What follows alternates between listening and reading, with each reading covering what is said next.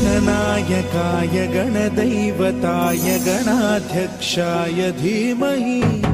गुणशरीराय गुणमण्डिताय गुणेशानाय धीमहि गुणातीताय गुणाधीशाय गुणप्रविष्टाय धीमहि एकदन्ताय वक्रतुण्डाय गौरीतनयाय धीमहि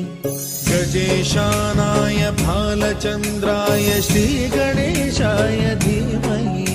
गानचतुराय गानप्राणाय गानान्तरात्मने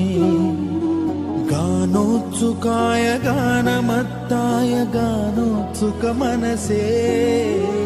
गुरुपूजिताय गुरुदैवताय गुरुकुलस्थायिने गुरुविक्रमाय गुह्यप्रवराय गुरवे गुणगुरवे गुरुदैत्यकलक्षेत्रे गुरुधर्मसदाराध्याय गुरुपुत्रपरित्रात्रे गुरुपाखण्डखण्डकाय गीतसाराय गीततत्त्वाय गीतगोत्राय धीमहि गूढगुल्फाय गन्धमत्ताय गोजयप्रदाय धीमहि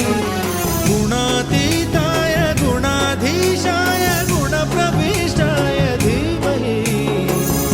एकदन्ताय वक्रतुण्डाय गौरीतनयाय धीमहि